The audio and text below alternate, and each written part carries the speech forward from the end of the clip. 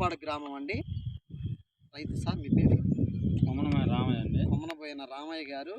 మనం ఫస్ట్లోనే మన granules aqua gel అనేది మనం ఇచ్చాము. దుక్కిలోనే చల్లేసుకున్నారు. చల్లేసిన తర్వాత మిరప చెట్లు వేశారనమాట. వేసిన తర్వాత మొక్క ఎంత గ్రోతింగ్గా ఉండి ఎంత బ్రాంచెస్ ఎక్కువగా వచ్చాయి అనేది ఒకసారి మీరు గమనించండి.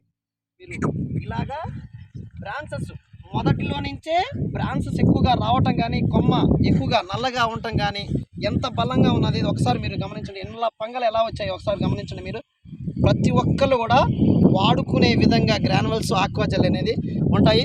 ప్లస్ మన పొలము పక్కన ఉన్నటువంటి పొలం కూడా ఒకే రోజు వేశారన్నమాట.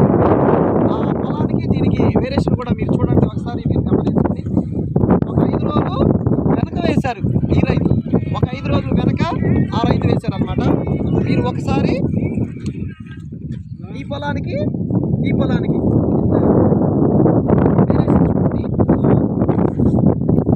ఇలాగా 5 రోజులు వెనక వేసినా సరే ఆ మిరప చెట్టు ఎలాగా ఉంది, ఈ మిరప చెట్టు ఎలా ఉందో ఒకసారి మీరు గమనించండి. ఇంత తేడాగా మన గ్రానువల్స్ ఆక్వా జెల్ అనేవి అంత అద్భుతంగా పనిచేస్తాయి. ఒకసారి అటు చూడండి, ఆ పొలం అనేది ఎలా ఉంది, ఈ పొలం అనేది ఎలా ఉందో మీరు ఒకసారి చూడండి. ఆ చూసినటువంటి రైతు కూడా మళ్ళీ నా చేనికి నేను చల్లుకుంటానని చెప్పేసి ఆటోమేటిక్గా ఇతను వెళ్ళి తెచ్చుకొని చల్లుకుంటా ఉన్నాడు. అయితే ఆ రైతు మాటల్లో మనం విన్నామండి.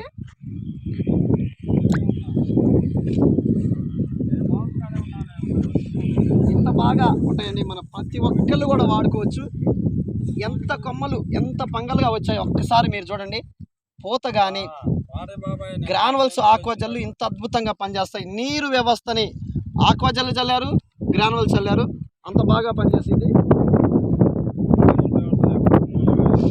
ఓకే సార్, రైతు మాటల్లో మీరు ఒకసారి వినండి సార్.